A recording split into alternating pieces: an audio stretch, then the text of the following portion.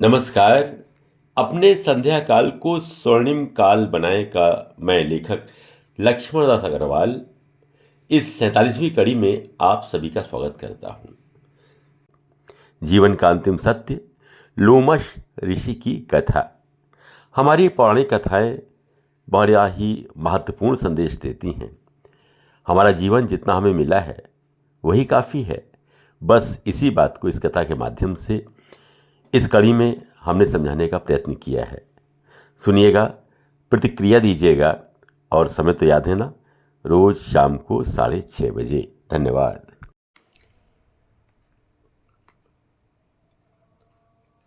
जीवन का अंतिम सत्य, लोमश ऋषि की कथा।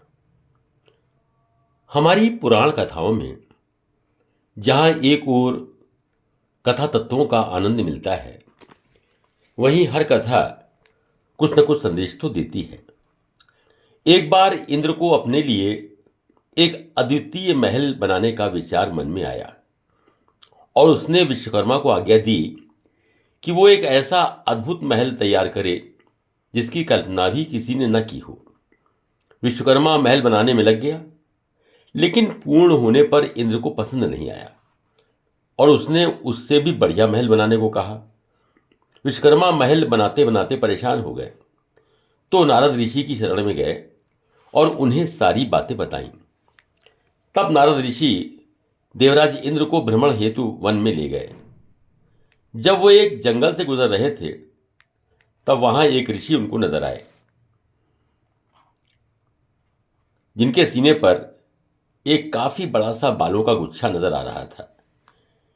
इंद्र ने ऋषि को प्रणाम किया और कहा, हे ऋषिवर, मैं आपका परिचय जानना चाहता हूं। आपको देखकर मुझे आश्चर्य हो रहा है। आपके शरीर पर तो एक भी बाल नहीं है, किंतु आपके सीने पर एक घना बालों का गुच्छा है। कृपया मेरी बात का उत्तर दीजिए। मैं अपनी उत्सुकता शांत तो करना चाहता हूं, लेकिन एक संशय है कि मैं जब तक लौट कर आऊं तब तक पता नहीं आप मुझे मिलेंगे या नहीं। ये सुनकर ऋषि मुस्कुराए और बोले, हे इंद्र, मैं लोमश ऋषि हूं। मेरा सारा शरीर बालों से आच्छादित था, इसीलिए मेरा नाम लोमश पड़ा। और क्योंकि मैं भगवान का नाम जपता हूं, इसलिए लोग मुझे लोमश ऋषि के नाम से जानते हैं। क्या तुम अनुमान लगा सकते हो कि मेरी आयु कितनी है? अब इंद्र वहीं रुक गए और उन्होंने उनके शरीर पर एक नजर डाली और बोले, हो गए यही कोई 100-200 वर्ष।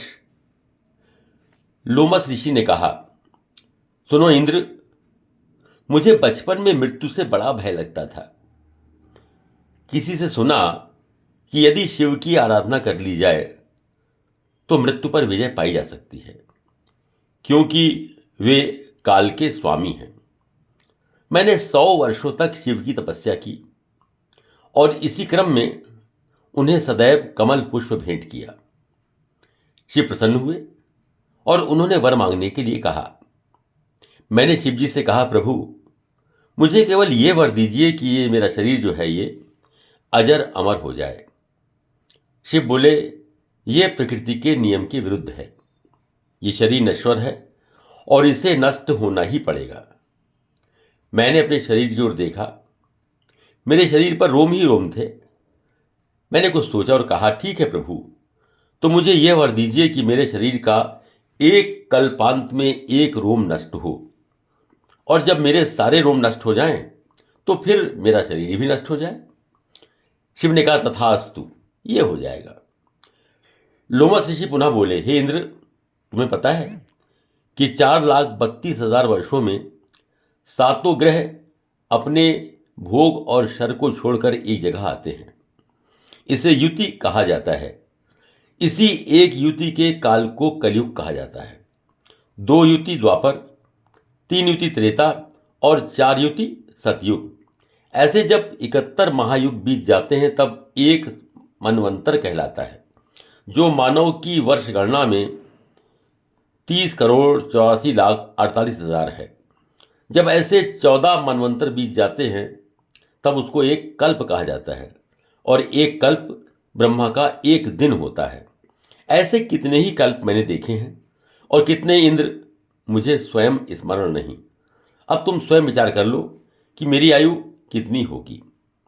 इंद्र ने थोड़ी सी ईर्ष्या भरी दृष्टि से उन्हें देखा और बोले, फिर तो आप बहुत आनंद में होंगे। भला इतनी आयु पाकर कौन सुखी नहीं होगा, किसको आनंद नहीं आएगा। ये सुनकर ऋषि थोड़ा उदास हो गए और बोले, नहीं इंद्र, ये भ्रम है कि लंबी आयु एक वरदान है।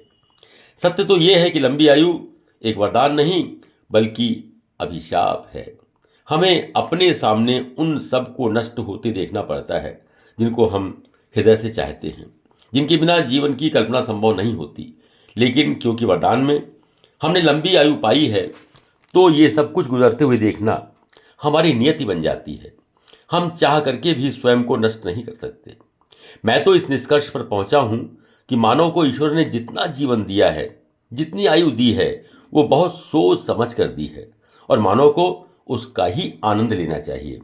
अब तो मैं चाहता हूं कि कब ये मेरे सारे रोम समाप्त हों और कब मेरे शरीर से मुझे मुक्ति मिले, किंतु मेरे चाहने से होता क्या है।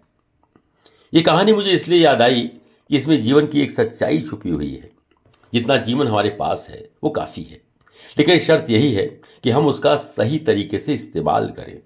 मैं तो समझता हूँ कि जो हमारी वैदिक परंपरा थी, 4 आश्रमों वाली, वह श्रेष्ठ है।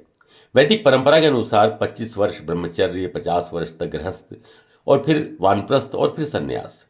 आप कह सकते हैं कि इस युग में ये कैसे संभव है। मैं आपकी बात से सहमत हूँ, लेकिन युग के अनुसार इसमें थोड़ा बहुत परिवर्तन तो किया जा सकता है ना। जो मूल धारणा है वो यही रहनी चाहिए, यानी आपने गृहस्थ आश्रम पूरा कर लिया, उसके बाद मूल रूप से जो कमाई का मोह है उसे छोड़ देना चाहिए, और फिर समाज सेवा, देश भ्रमण, अपनी रुचि के अनुकूल जीवन होना चाहिए। और इसके साथ एक बड़ी अनिवार्य शर्त है, वो ये है कि प्रारंभ से ही हम अपने स्वास्थ्य का ध्यान रखें। इस क्रम में अनुशासन बड़ा अनिवार्य है। बड़े सामान्य से नियम हैं, सभी उन्हें जानते हैं लेकिन पालन नहीं करते। ये तो हमें कोरोना ने ही सिखा दिया कि अगर हम अपना खान पान सही रखें, थोड़ा बहुत व्यायाम करते रहें, शुद्धता से रहें, तो हमारी रोग प्रतिरोधक क्षमता बढ़ जाती है और हम आसानी से किसी भी रोग का मुकाबला कर सकते हैं। प्रमाण के लिए इतना ही काफ़ी है कि कोरोना काल में जितना असर शहरों में और एसी कल्चर वाले लोगों पर पड़ा, उसका 10% भी गाँव पर नहीं पड़ा। इस कारण महत्व तो इस बात का है कि हमारा अपने प्रति, अपने आत्मीजनों के प्रति और समाज के प्रति दृष्टिकोण क्या है। सत्य यही है कि उस परमपिता ने हमारी शारीरिक और मानसिक क्षमताओं के अनुरूप ही हमें सांसें प्रदान की हैं, और हमें उन सांसों का पूरा उपयोग करना चाहिए और उनका आनंद लेना चाहिए। निष्कर्षतः ये कहा जा सकता है कि जीवन की इस किताब के अंतिम पृष्ठ तभी सुखद और संतोषजनक हो सकते हैं जब हम आर्थिक रूप से स्वतंत्र हो, हमने अपने सामाजिक और पारिवारिक उत्तरदायित्व से मुक्ति पाली हो, और जो भी स्थितियां परिस्थितियां हों उन्हें मुक्त मन से स्वीकार कर लिया हो। ऐसी मनस्थिति में ही हम अपने जीवन के अंतिम वर्षों में अपने परिवार, मित्रों, सहयोगियों और समाज के साथ प्रसन्नतापूर्वक समय व्यतीत कर सकते हैं और अपने इस अंतिम काल को स्वर्णिम काल में बदल सकते हैं। के लिए एक स्पेशल ऑफर। इस किताब की मार्केट प्राइस 500 रुपये है, जिस पे आपको मिल रहा है 40% डिस्काउंट, यानी कि मात्र 300 रुपये में with free delivery at your door step. Book लेने के लिए इस QR कोड पर या स्क्रीन पे दिखाई गई UPI ID पर 300 रुपये का पेमेंट करें और उसका स्क्रीनशॉट अपने एड्रेस के साथ हमें WhatsApp नंबर पर भेज दें, and you will receive your book with in 4 to 5 working days. Thank you for your support. Please like, share and subscribe this channel.